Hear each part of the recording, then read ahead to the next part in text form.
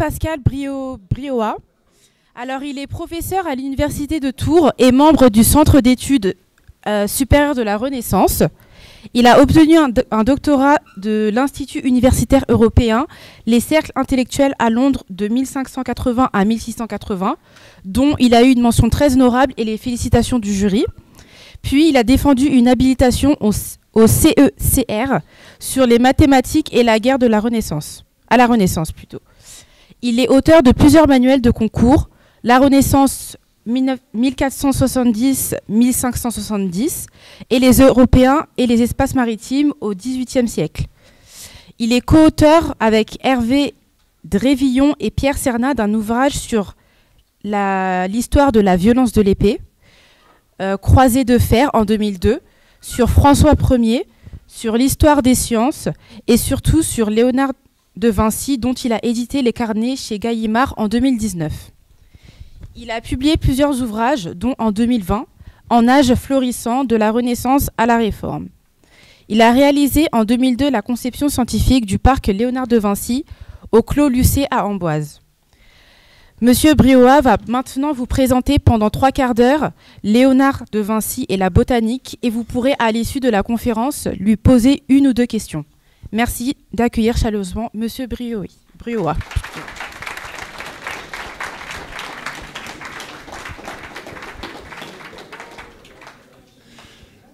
Merci mademoiselle de cette présentation qui me fait remonter dans le temps, c'est toujours plaisant.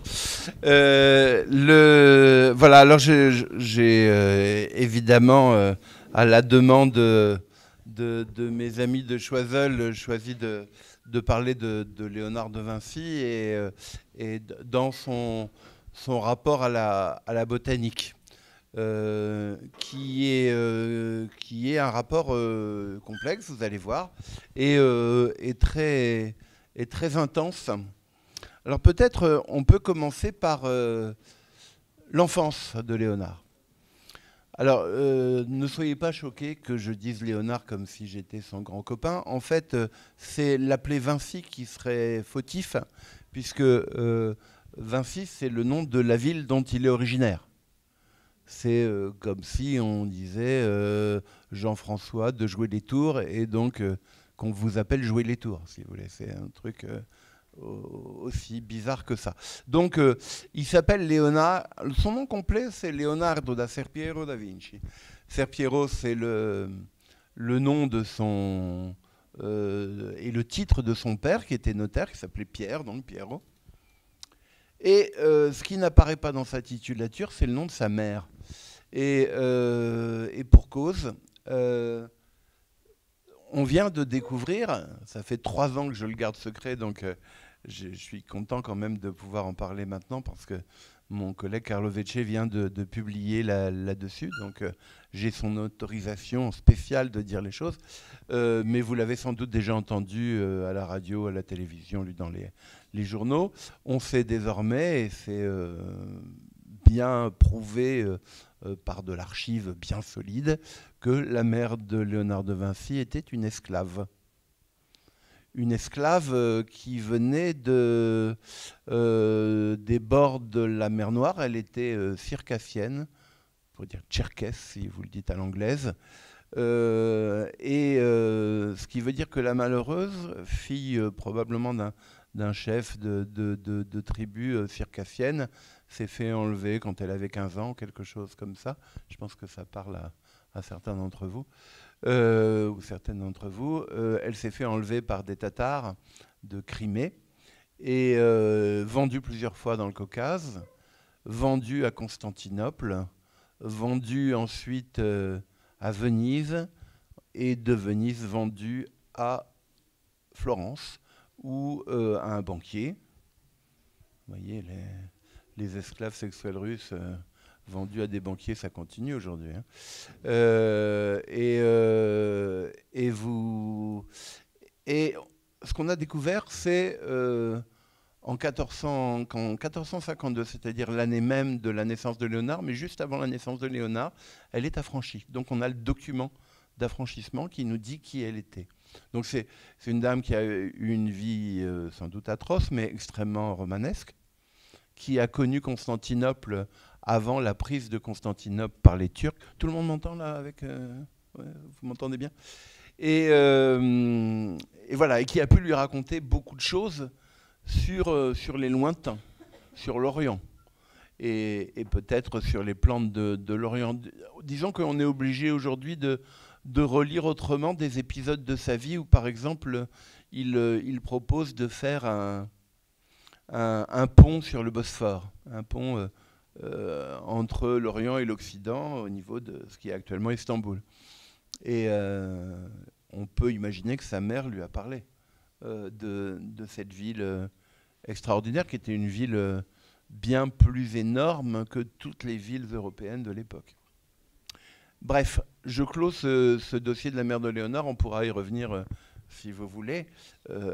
Mais tout ça pour dire que le jeune Léonard, son père était notaire d'une petite bourgade qui s'appelle Vinci, d'où le nom Leonardo da Vinci, Léonard issu du village de Vinci.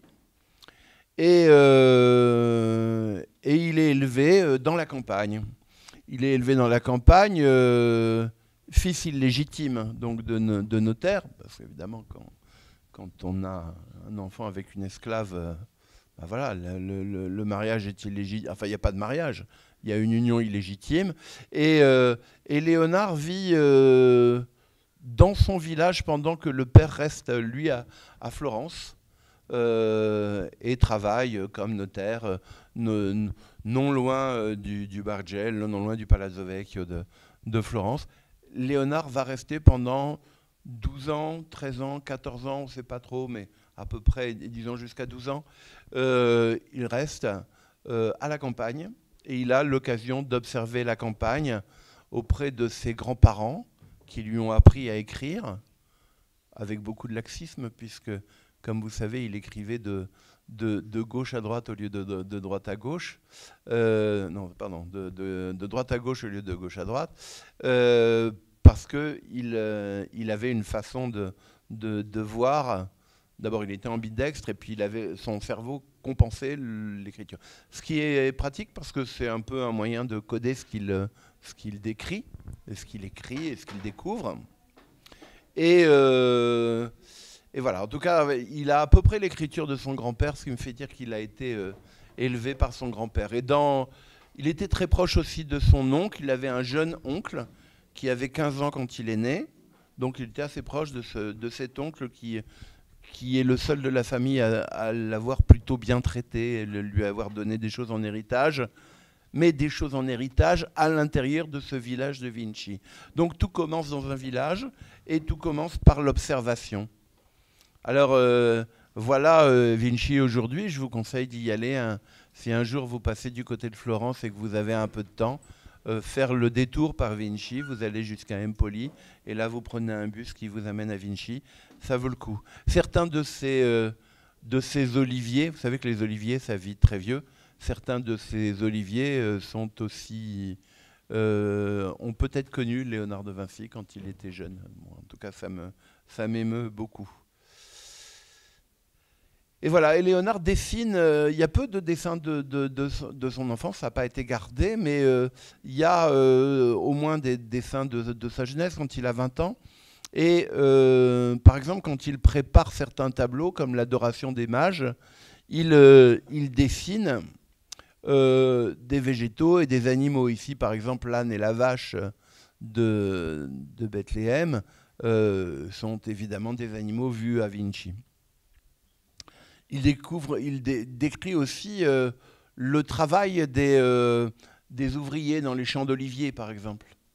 Je trouve ça très émouvant. Vous voyez ce monsieur qui secoue un olivier à gauche de l'image pour faire tomber les fruits de l'arbre. Tous ces gens qui ont des gestes très particuliers. Et Léonard est très, très attentif aux gestes du travail. Et pour lui, l'œil, c'est tout. D'ailleurs, il se pose toute une série de questions sur ce que c'est que d'être aveugle et ce que c'est que de ne pas avoir la vision. Et pour lui, c'est c'est absolument atroce. Il écrit que ferait-il si de telles ténèbres étaient la compagne de leur vie?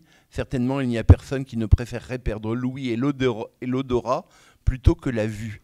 La perte de l'ouïe déclencherait la perte de tout ce que les sciences obtiennent par les paroles, mais il préférait encore cela à la perte de la beauté du monde, laquelle consiste en la surface des corps, accidentels ou naturels, lesquels se reflètent dans l'œil humain. Donc il observe.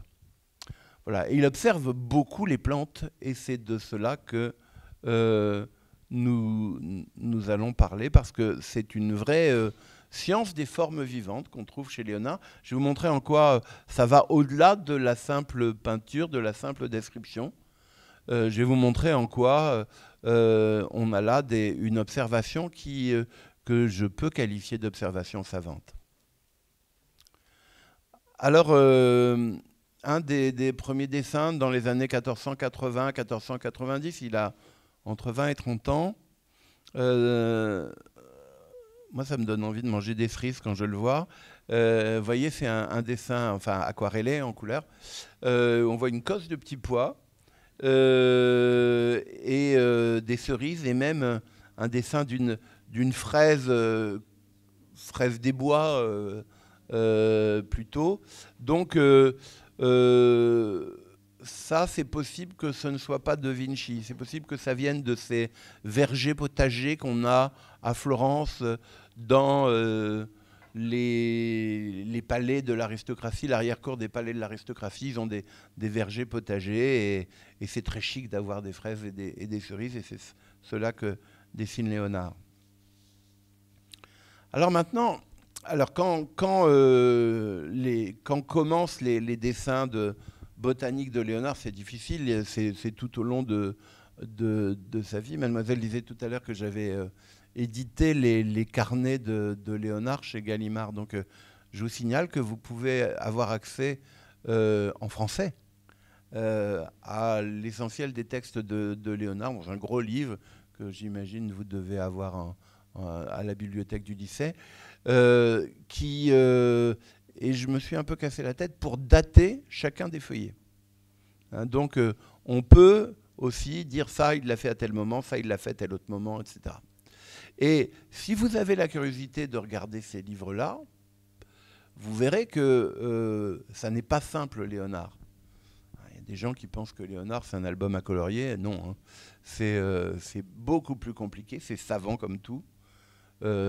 Là, je suis en train de travailler pour une exposition à laquelle je vous convie à partir du 9 juin sur Léonard anatomiste au Clos Lucé. Ce sera tout l'été. Et je vous assure que lire les réflexions de Léonard sur la médecine, c'est compliqué. C'est vraiment compliqué. Et il y a des réflexions. Je vais essayer d'entrer avec vous dans des réflexions sur qu'est-ce que Léonard a dit sur les plantes. Et est-ce que c'était intelligent? Globalement, il est intelligent sur à peu près tout. Est-ce que sur les plantes, il est intelligent aussi? Ben, vous en jugerez. Je tiens à vous dire aussi que vous avez accès à tout Léonard, y compris tous les dessins, sur un site internet qui s'appelle Léo. Léonard électronique, iLéo. Hein, là, vous avez la possibilité de voir tous les feuillets de Léonard, mais tous. Avec un petit problème, c'est que vous avez accès à tout, mais en italien, en toscan. Mais au moins, vous avez les images et vous avez tout. Vous pouvez tout voir. Donc, par curiosité, vous pouvez regarder ça. Deuxième élément que je vous conseille, c'est... parce que là, je ne vais pas raconter l'histoire de Léonard. Je ne vais pas vous dire tel jour il a fait ça, tel jour... je vais vraiment partir d'une question thématique qui est celle des végétaux. Mais si vous voulez en savoir plus sur Léonard, quelle a été sa vie, par quel lieu il est passé, à quel moment dans sa vie, où il est allé, toutes les choses que la télévision ne vous raconte pas parce qu'ils veulent uniquement savoir ce qu'ils savent déjà, et comme ils savent peu, ben voilà, le résultat est pitoyable.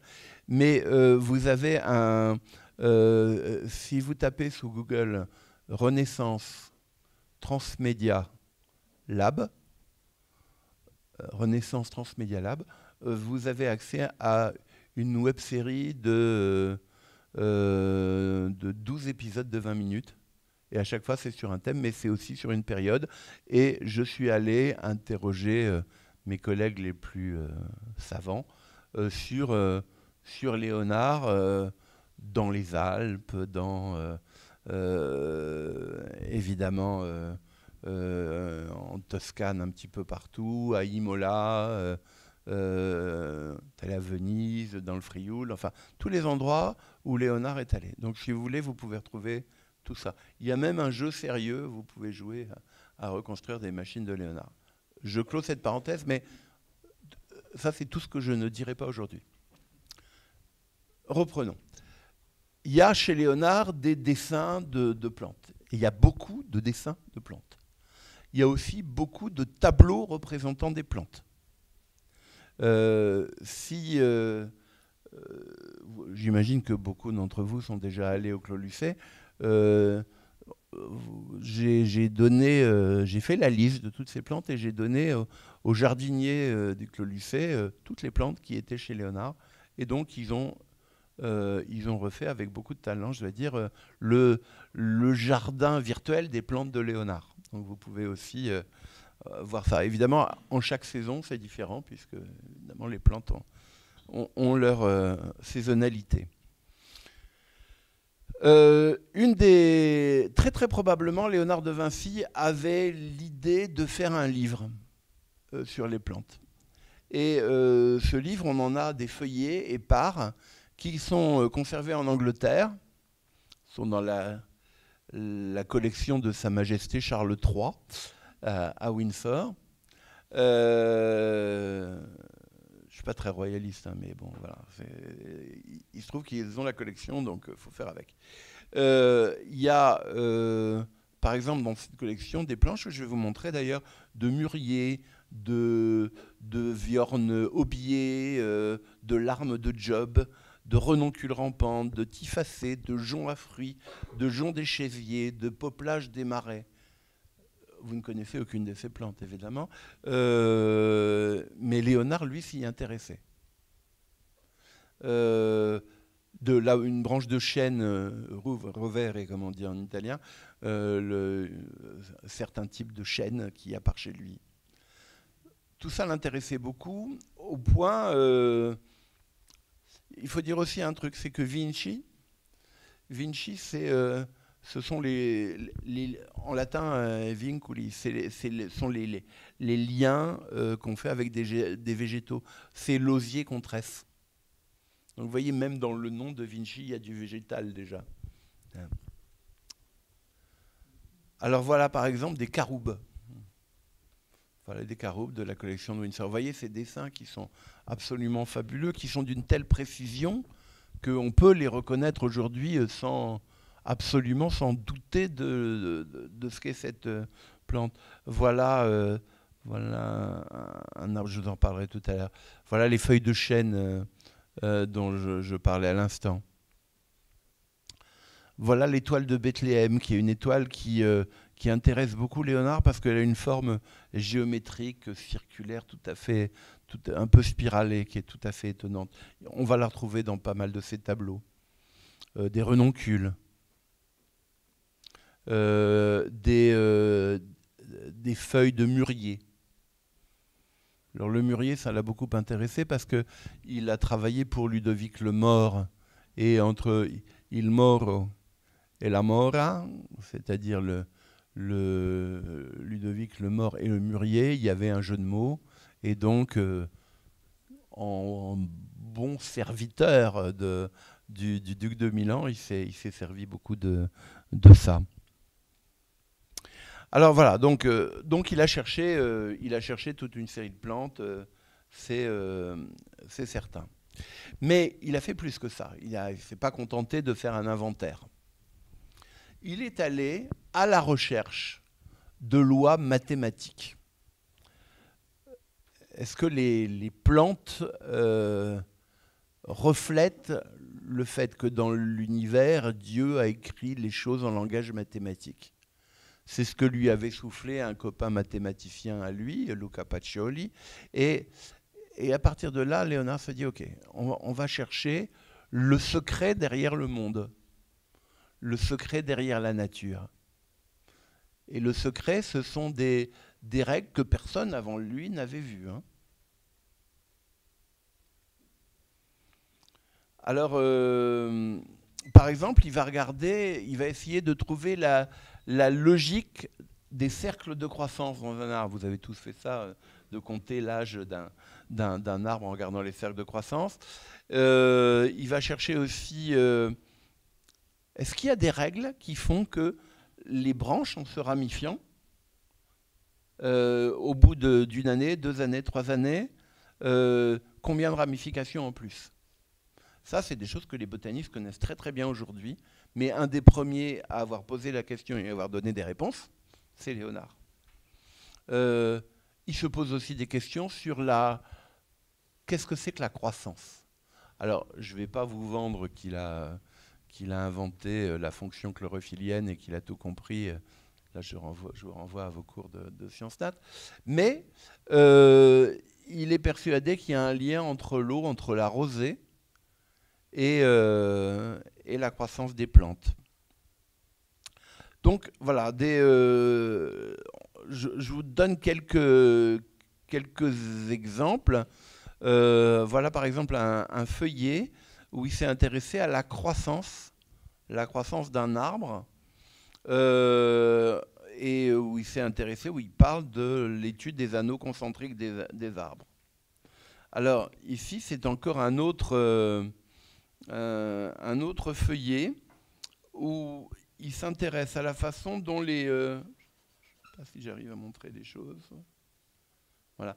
Vous voyez, sur cet arbre-là, il regarde comment les feuilles sont espacées les unes par rapport aux autres de manière à récupérer un maximum de rosée. Et il écrit ceci. Observe la branche du sureau qui pousse ses feuilles superposées 2 par 2, l'une croisant l'autre. Si la tige monte vers le ciel d'un jet droit, cet ordre est infaillible. Les grandes feuilles sont à la partie épaisse du tronc, les petites vers la partie mince, le faîte, c'est-à-dire le sommet. Mais revenons à la branche inférieure.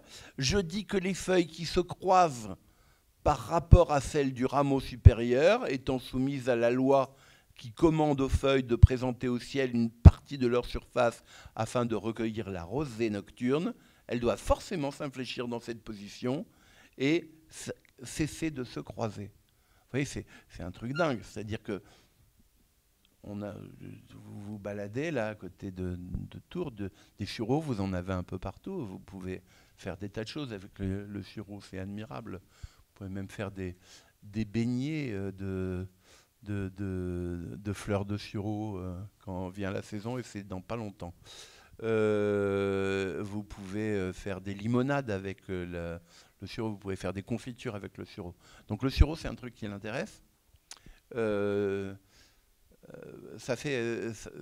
Quand ça fermente le sureau, ça donne une boisson effervescente. Mais il n'y avait pas de Fanta, pas de Coca-Cola, donc voilà un moyen de quand même embellir la vie. Mais il va au-delà, c'est-à-dire que ce n'est pas juste l'usage du sureau qui l'intéresse. C'est qu'est-ce qu'on peut dire de la façon dont les feuilles se répartissent sur l'arbre pour optimiser la récupération de l'eau et ainsi pousser mieux.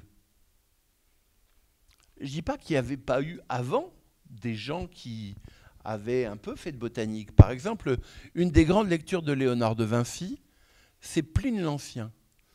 Alors Pline l'Ancien, c'était un général romain, lui-même très curieux, hein, même tellement curieux que le jour de l'éruption du Vésuve à Pompéi, il va voir comment ça fait un volcan qui... Voilà. Et il n'est pas revenu. Mais il nous a quand même laissé la grande encyclopédie du monde romain qui s'appelle Les Histoires naturelles. Léonard en avait lu une version en italien. Coup de chance, ça avait été traduit. C'est un gros livre. Et dans Pline, il y a plein de réflexions sur la botanique, mais pas des réflexions qui cherchent des lois mathématiques. Ça, c'est vraiment Léonard. Je ne connais pas d'exemple de cela avant lui. Je continue. Mais vous voyez, tout ça pour vous dire que Léonard, c'est pas juste un album à colorier, qu'il y a vraiment de la réflexion puissante, forte, intelligente. Chez beaucoup de plantes, la nature a disposé les dernières feuilles des branches de telle sorte que la 6e, oui, c'est précis, hein, se trouve toujours au-dessus de la première, et ainsi de suite. Tout ça est vrai. Hein. Si rien ne vient contrarier cette règle. Il en résulte double avantage pour les plantes. Le premier est que le rameau ou le fruit naissant l'année d'après du bourgeon, ou œil qui est au-dessus, en contact avec l'aisselle de la feuille, l'eau qui humecte cette branche peut descendre et alimenter cet œil. Les gouttes se trouvant retenues dans l'aisselle où naît la feuille, le second avantage consiste en ceci, que lorsqu'un an plus tard ces branches croissent, aucune ne couvrira l'autre, car les 5 rameaux poussent en 5 sens différents. Moi, je suis bluffé quand je lis ces trucs-là. Hein, c'est vraiment... moi aussi, j'ai vécu à la campagne, mais c'est humiliant. C'est humiliant, un type comme ça, parce que, vous voyez, il vous montre que... Voilà, là, et il part de rien. Enfin, je veux dire que... certes, il a lu Pline, mais c'est pas dans Pline. Ça, c'est vraiment que son observation.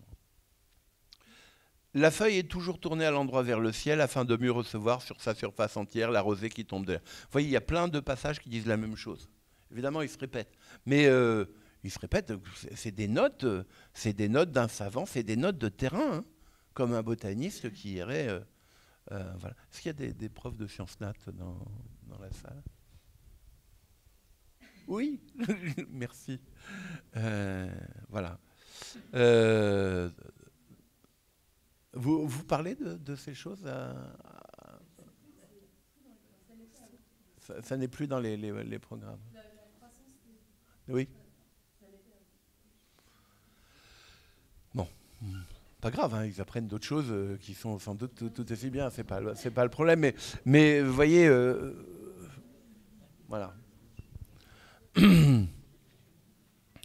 Alors, il réfléchit aussi à la croissance des branches. Et il fait cette petite remarque. Toutes les branches d'arbres à quelques degrés de leur hauteur, qu'on les réunisse, sont égales à la grosseur du tronc.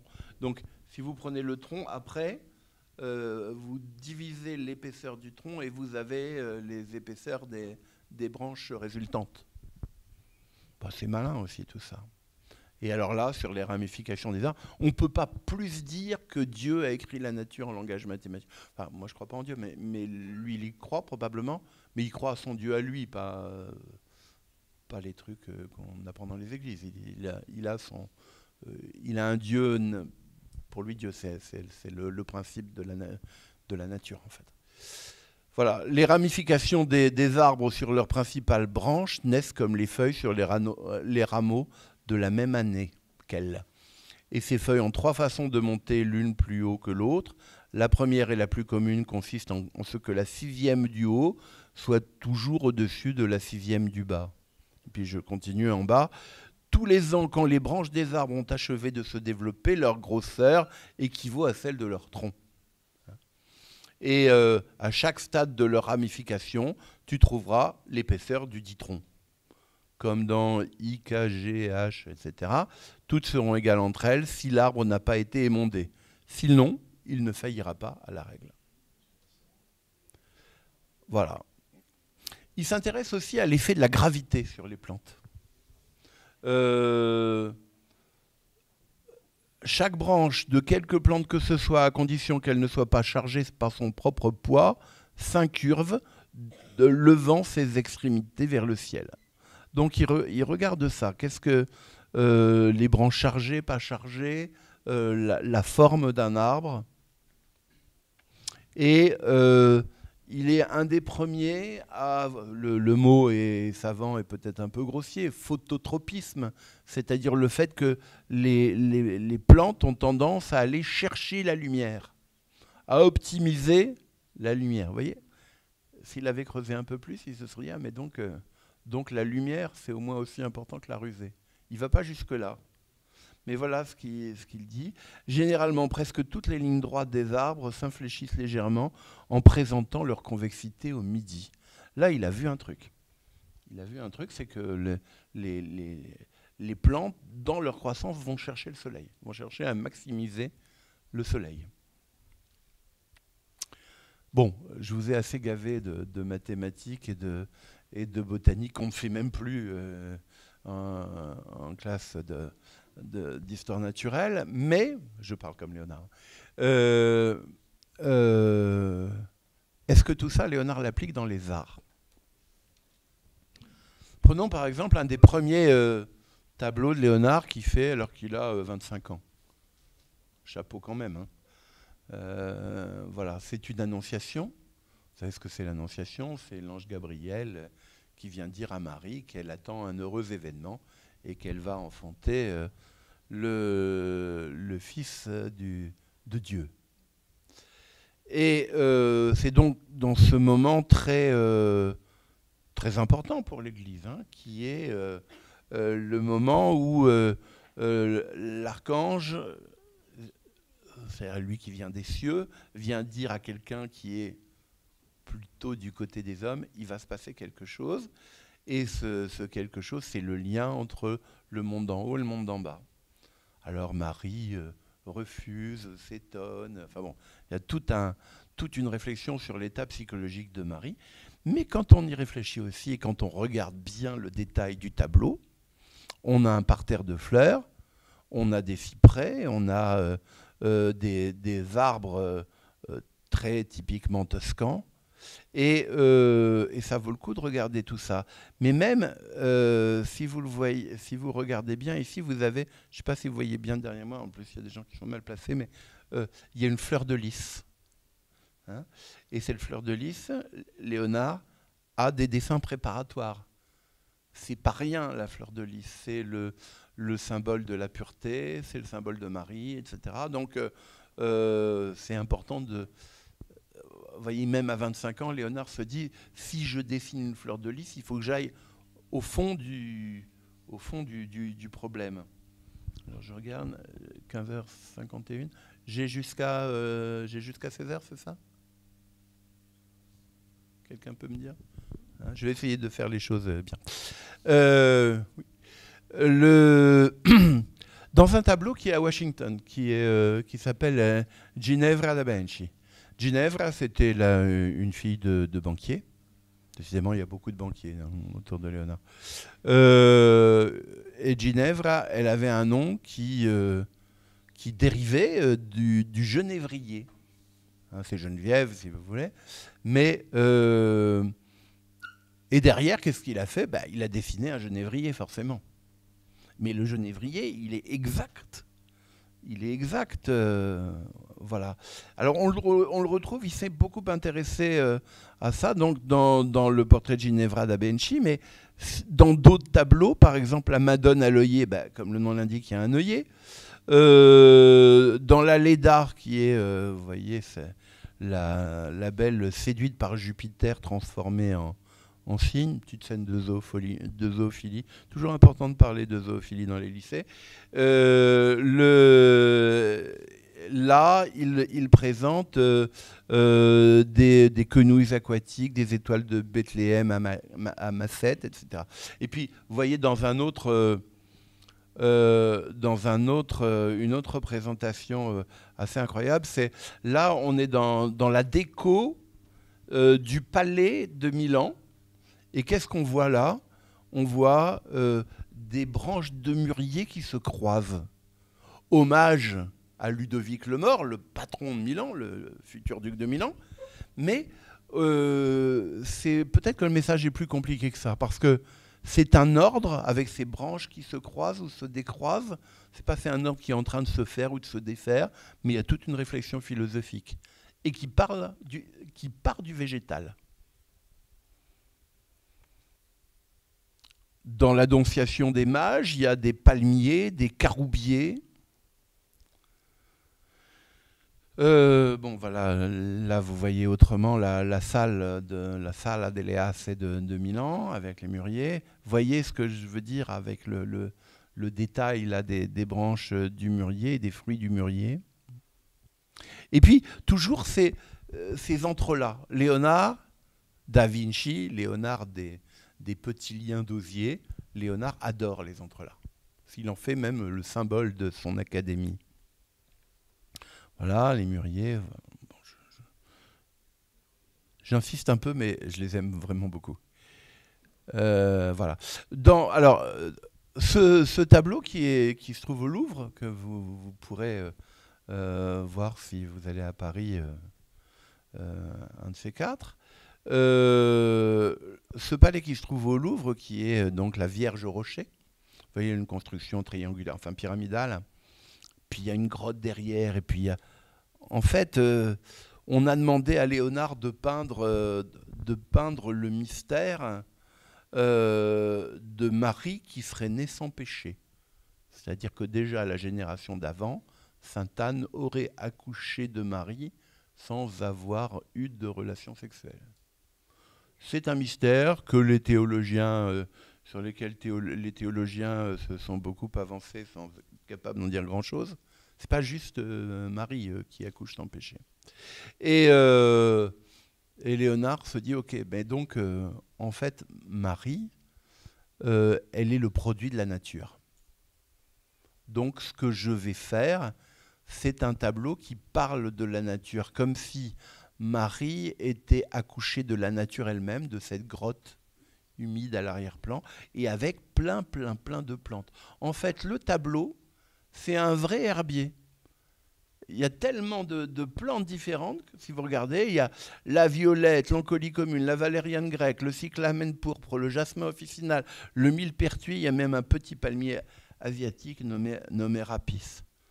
Donc on peut se balader dans le tableau. Ça vaut le coup de passer du temps devant les tableaux. Pas forcément se faire tous les tableaux d'un musée, ça n'a aucun sens. Mais aller dans un musée, profiter du fait que vous êtes étudiant et que c'est gratuit pour vous. Et passer du temps devant un tableau ou deux. Voilà.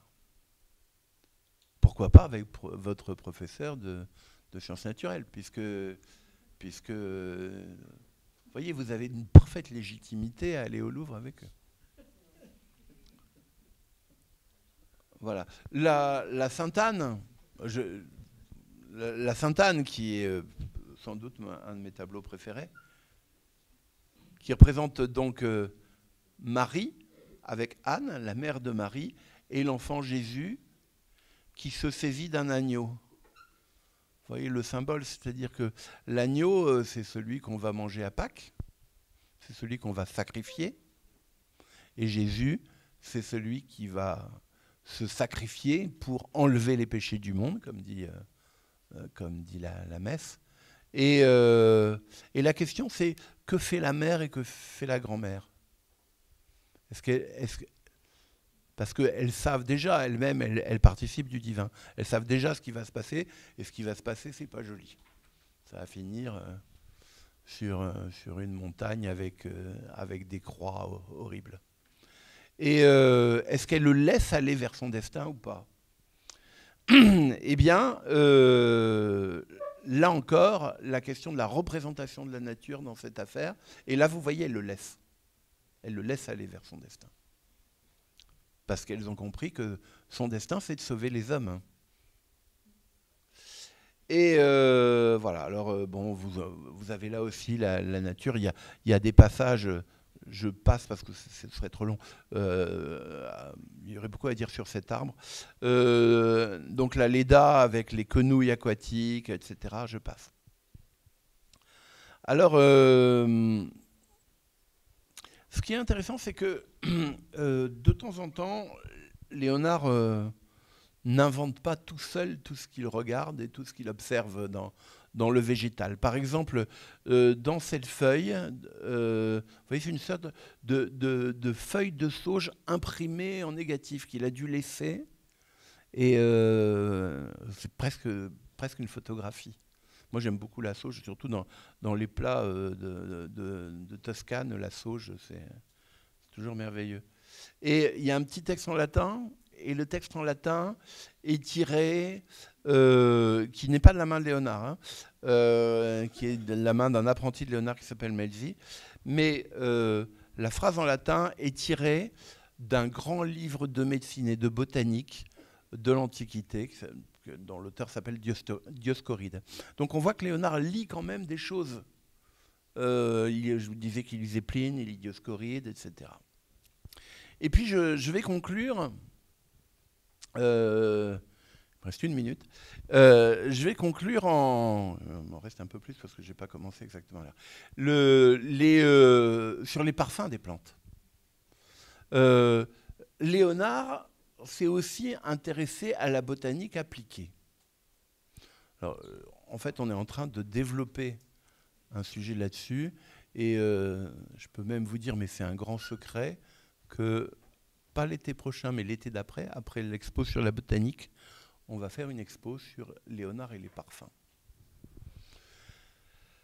Alors, on connaissait déjà des tas de choses pour faire les parfums. En fait, on en connaît depuis longtemps. Et puis, la mère de Léonard avait traversé l'Orient, qui est vraiment la patrie des parfums, s'il en est, et savait énormément de choses là-dessus.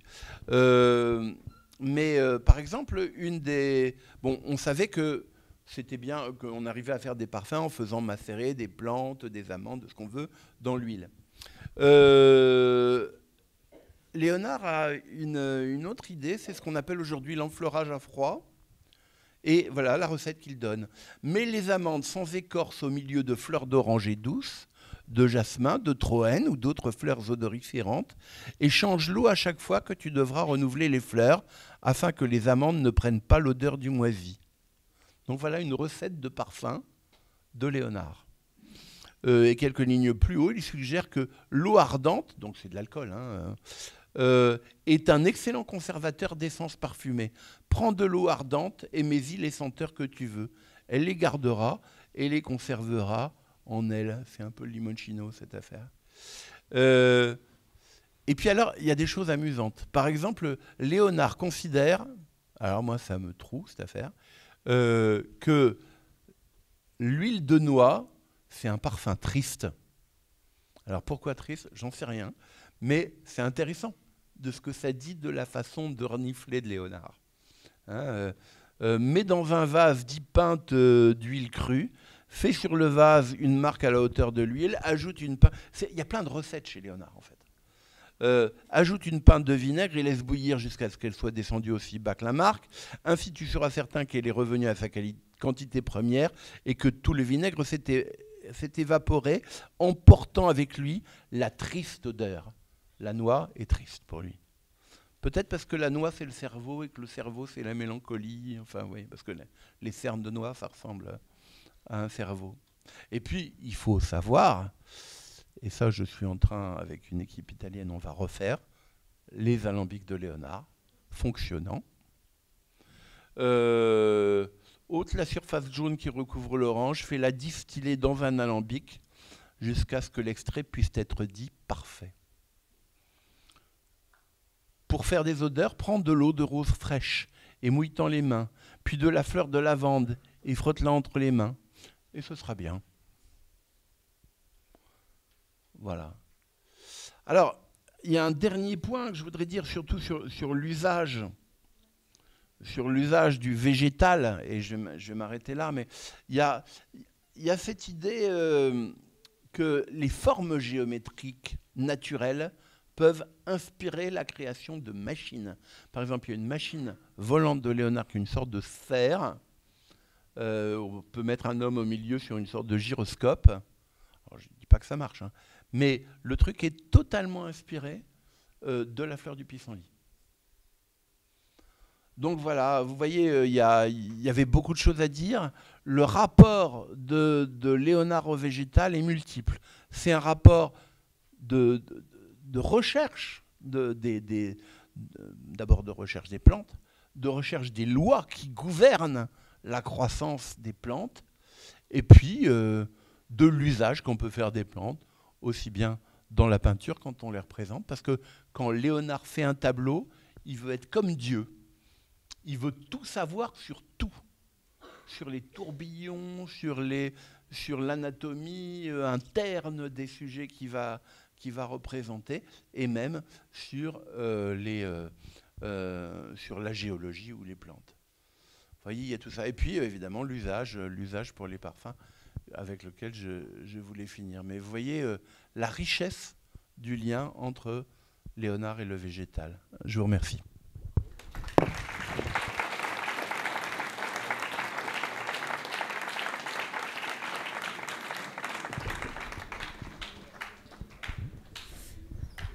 Donc, je vous remercie pour la conférence. Avez-vous des questions, s'il vous plaît?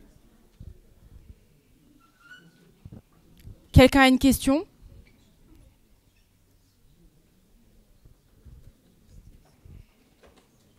Oui?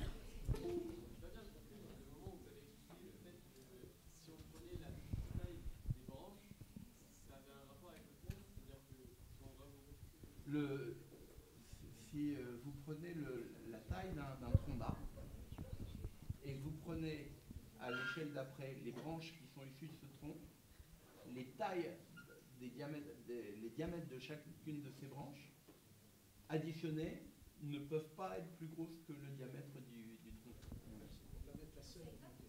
Évidemment, nous on sait que c'est pour permettre à la sève de monter, mais c'est quand même drôlement bien de l'avoir vu. Ah, c'est l'importance de l'observation. Ça va, monsieur? Oui, on fera des expériences. D'autres questions éventuelles? L'exposition sera en Amboise au Clos Lucé.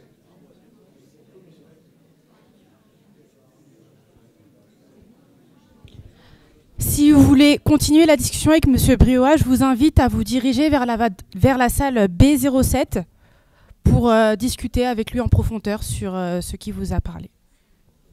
Merci beaucoup de votre attention.